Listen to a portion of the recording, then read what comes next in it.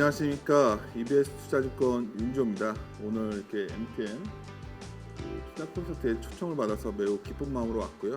오늘 제가 생각하는 시장에 대한 생각, 그리고 우리가 어떻게 대처해야 되는지 이런 부분에 대해서 하여튼 한 30분 정도 시간에 걸쳐서 말씀드리도록 하겠습니다.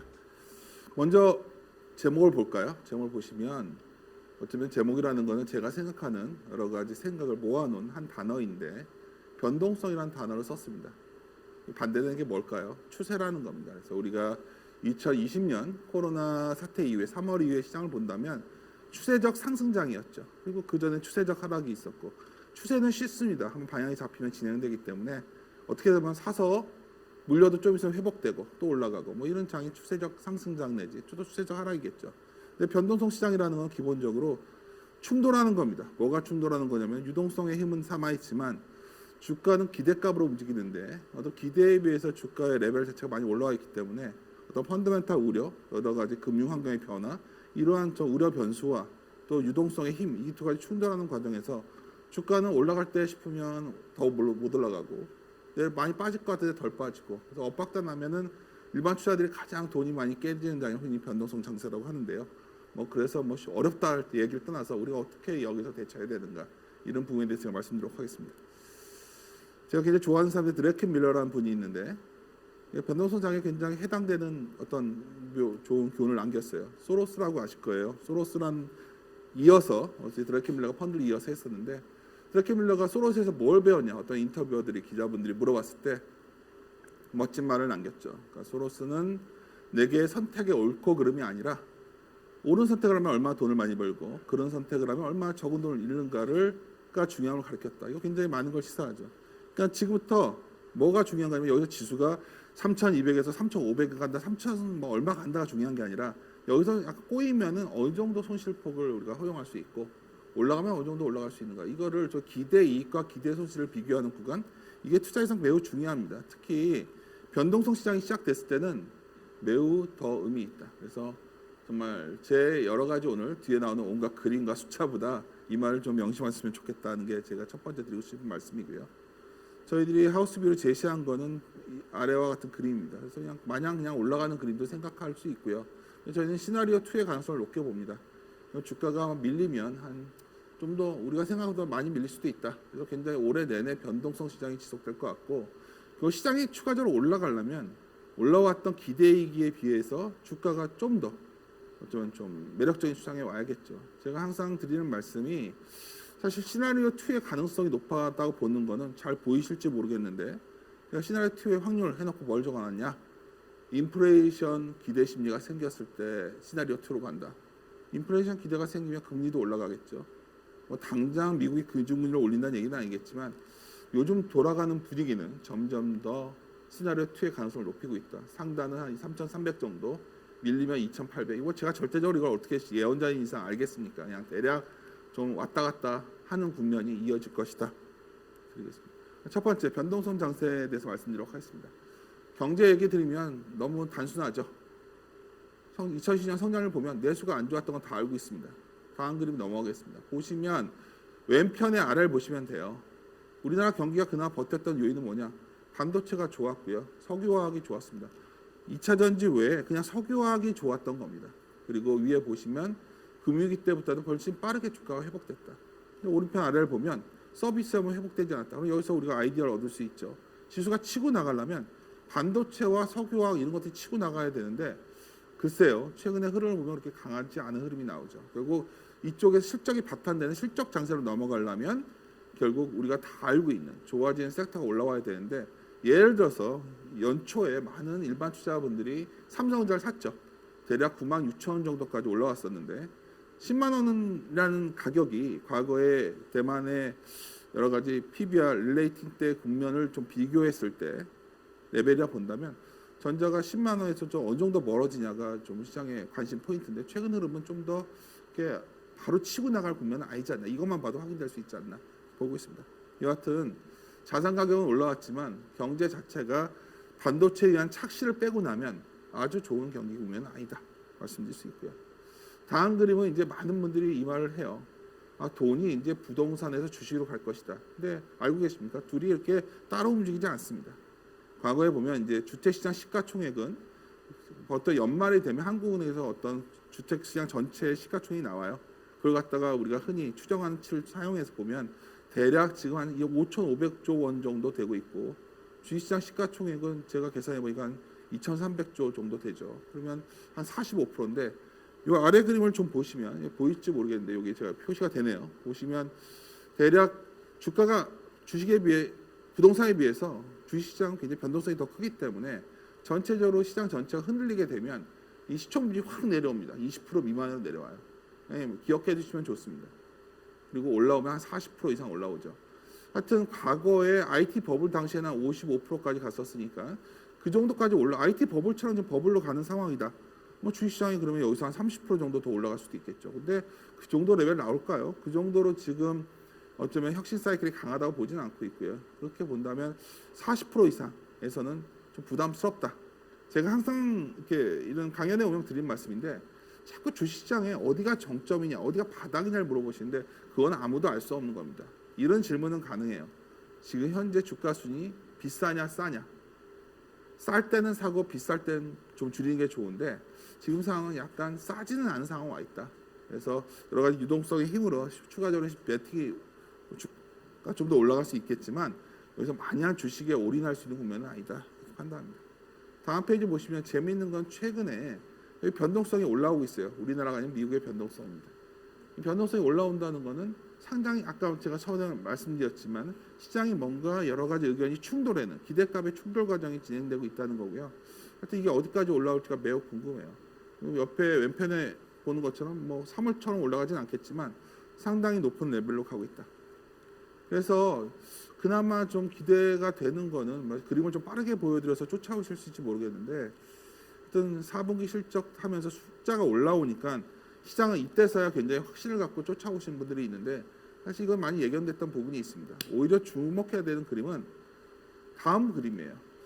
기대치가 좀 과열된 것이 아니냐는 거죠. 예를 들어서 과거 10년간의 이익을 흐름을 보면 4분기, 한국의 4분기라는 거는 여러 계절성 때문에 좀 이렇게까지 높지 않았는데, 올해는 주가가 올라오니까 굉장히 급하게들 저를 포함한 여러 애널리스트들이 좀 올리고 있는 상황이죠.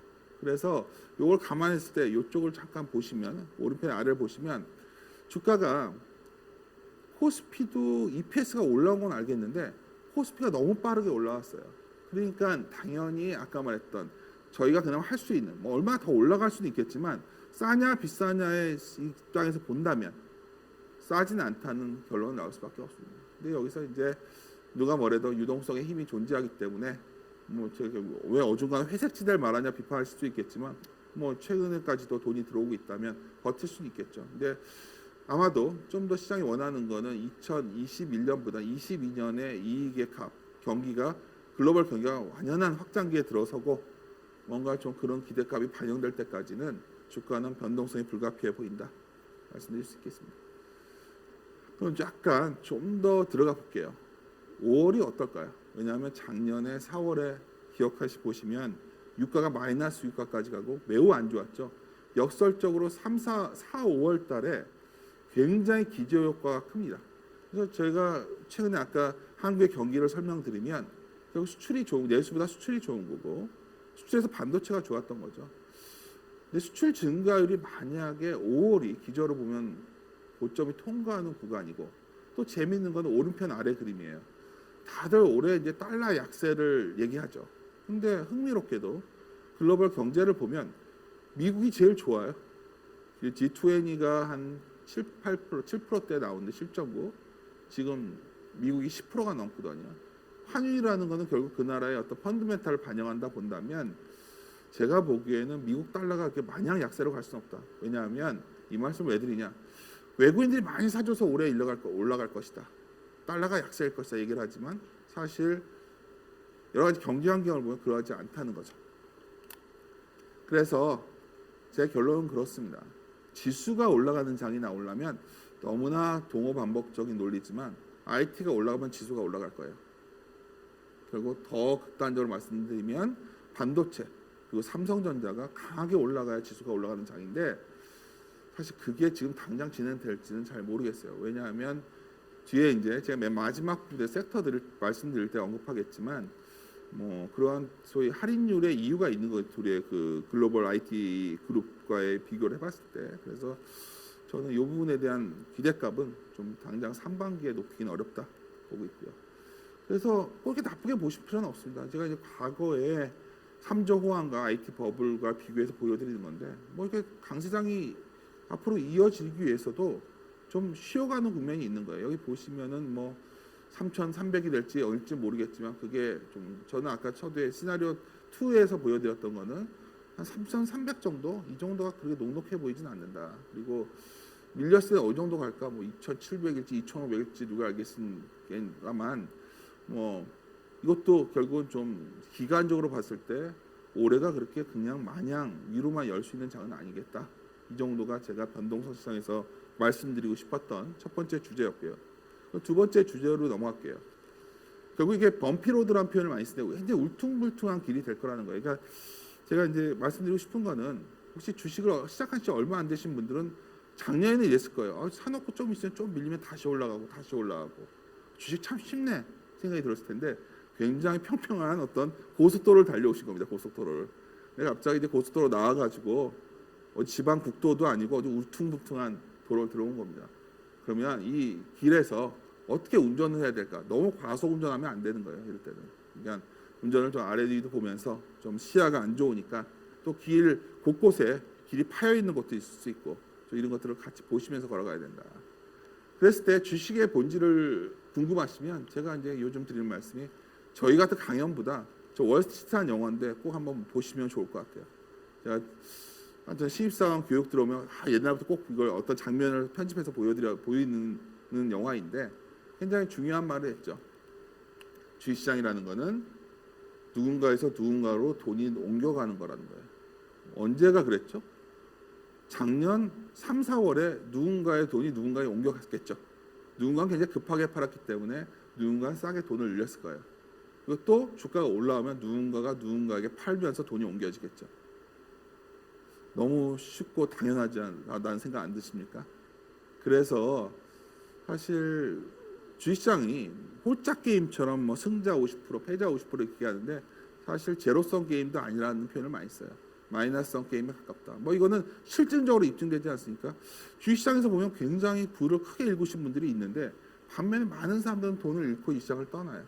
이유는 결국 주식을 좀 좋은 기업이 뭔지도 아는다면 좋은 주가와 좋은 기업은 다른 거거든요. 좋은 기업이 어쩌면 싼 주가, 좋은 주가 있을 때 좋은 주식이 되는 거예요. 그래서 좀 뒤에 우리가 그걸 찾는 과정이 오히려 중요하지. 제가 오늘 여기서 무슨 뭐 시장이 얼마 간다, 얼마 내려간다 이게 얼마나 중요하겠습니까? 그래서 좋은 주식을 어떻게 하면 찾을 수 있을까? 어떤 경로로 봐야 되나 이런 거 넘어가려고 합니다.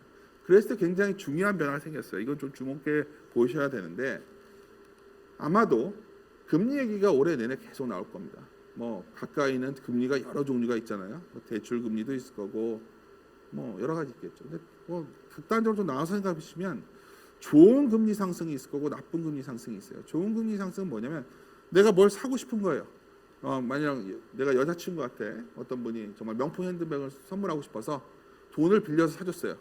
소비가 늘어나죠. 그런 금리 상승은 좋아요. 그리고 어떤 기업이 투자를 하기 위해서 돈을 빌려서 투자할 때는 좋은 금리 상승이에요. 다 뭐가 있죠 뒤에? 디맨드, 수요가 있는 거예요. 보통 그걸 갖다가 디맨드 풀, 그러니까 수요가 이끌어내는 인플레라고 봐요. 그럴 때 금리 상승은 경기를 반영합니다. 근데 요즘 금리가 왜 오르죠? 아주 심플합니다.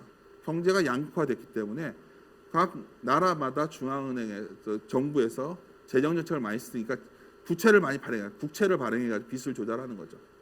그러니까 금리는 공급이 많아지니까 국채 공급이 많아지니까 금리가 올라가는 거예요. 나쁜 금리 상승이라고 하죠. 그 단적인 증거가 여기 있습니다. 코어 CPI 같은 경우 내려가는데 금리는 올라가요. 어떤 분은 뭐 물가가 안 올랐으니까 괜찮다. 이건 굉장히 아니라는 생각이고요. 기본적으로 우리가 돈도 많이 못 버는데 갚아야 될 금리가 올라간다면 좋은 건 아니지 않겠습니까? 그래서 물가 상승이 아닌 부양책 기대. 결국 돈을 많이 쓰니까 금리가 올라가는 거죠. 근데 왜 그럴까? 바이든 시대가 왔기 때문입니다. 뭐 이건 짧은 세미나니까 생략하고요.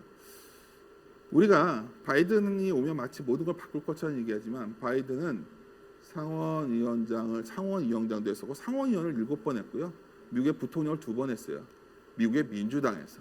그렇다면 민주당의 본류인 정책에도 굉장히 가까운 사람입니다. 우리가 미국의 민주당 하면 떠오르는 뭐 여러 가지 진보적인 정치인들이 생각하시는 분들도 있겠지만 민주당 본 정통적인 방식에서 가장 중요한 거는 항상 경제가 좀 어려울 때 집권해가지고 재정 적자를 굉장히 완화시킵니다. 여기 보시면 클린턴 때, 오바마 때 뭐 다 비슷하잖아요. 안 좋을 때 집권해가지고 결국 쌍둥이 적자를 해결합니다. 정부의 부채를 줄이는 방법은 뭐가 있겠죠? 결국 무역에서 뭔가 적자를 줄이는 방법이 있을 거예요. 그래서 항상 민주당 정부가 집권하면 여러 가지 수출 국가들을 많이 옥죄었습니다. 그래서 우리나라도 슈퍼 3배 1조라고 기억나실지 모르겠지만 그런 것들도 그때 나왔고 또 하나는 누구보다 세금을 많이 올립니다. 저는 올해 미국의 세금 증세 논쟁이 굉장히 빨라질 거로 보고 있어요. 경기가 좋아지는 만큼 매우 빨라질 것이다. 증세는 다른 말로 하면 기업의 코스트가 올라오는 겁니다. 기업 이익이나 가계 소득에 있어 마이너스 요인이기 때문에 사실 그 부분은 매우 의미 있다. 기업 이익 측면에서는. 근데 이제 여러분들이 일정으로 본다면 2년 전에 미국의 부채 한도에 대해서 유예를 해놨기 때문에 올 7월에 이 이슈가 돌아옵니다. 뭐 멀지가 않았어요. 사실 이거는 글로벌하게는 많이 논의되고 있는 건데 국내에서는 많이 얘기들 안 하고 있죠. 이미 부채 한도를 많이 초과해 있기 때문에 아마 이 예산 한도는 올라오겠죠. 근데 한도 올라온 만큼 어느 정도 세금을 통해서 어느 정도 보존할 것이냐 이 논쟁이 한 5월 들어가면 굉장히 이거에 대한 논의들이 진행될 겁니다. 그렇다면 주가가 과연 이러한 노이즈를 그냥 넘어갈 수 있을까? 그리고 재밌는 건 최근에 뭐 캐나다 달러, 호주 달러 이게 다 뭐냐면 쉽게 말해서 상품에 관련된 통화가 강해요. 유가도 강합니다. 재밌는 거는 원래 우리가 유가가 한 60불이 상단이고 작년에는 이렇게 우리 봤던 거죠. 올해를 봤을 때. 그리고 이란이 이제 좀 많이 우호적으로 변할 줄 알았는데 이번 이란 대선을 보면 1위부터 4위까지가 다 보수파입니다. 그럼 뭔가 유가 쪽에서 균열이 좀 오고 있지 않나. 그래서 좀 크게 보시는 분들은 야 이거 엉뚱하니 원자재 가격이 올라오는 거 아니야? 여기 끝에 좀 빠르게 진행하다 보니까 잘 안 보이실 텐데 유가가 수요가 많아서 올라온 게 아니라 투기적 포지션이 어마어마하게 올라왔을 거 아니야.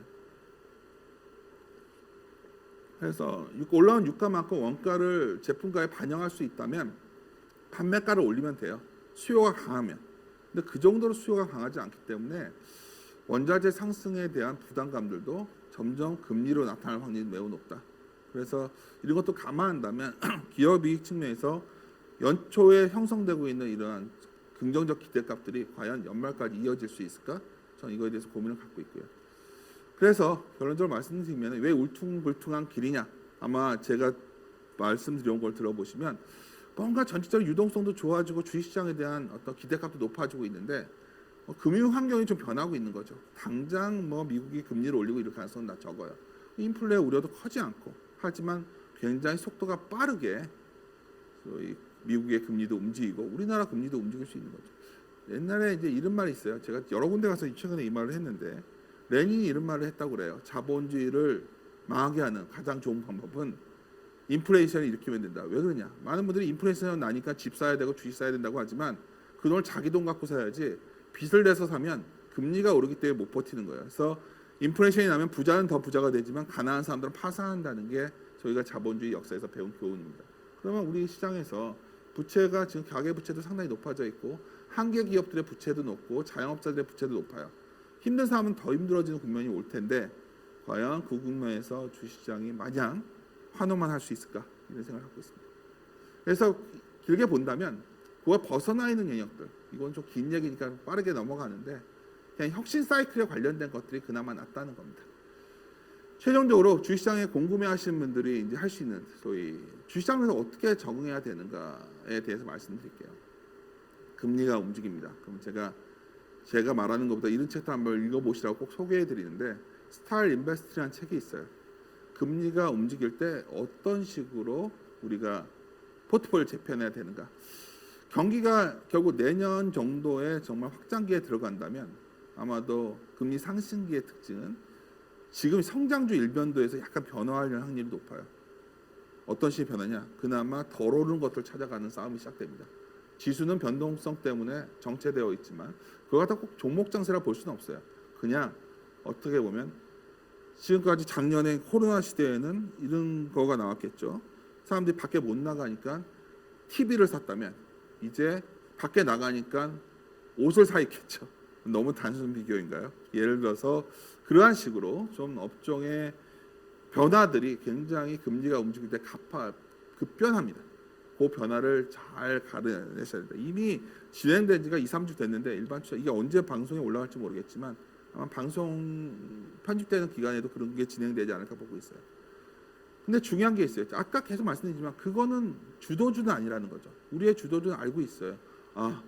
뭐 플랫폼 업체들, IT 업체들, 아까 화학 이런 것들이 다시 강하게 올라가야 되는데 만약에 이런 것들이 옆으로 가는 게 아니라 이게 부러지는 시그널이나 좀 흔들리는 시간이 나오면 주도주가 바뀐다.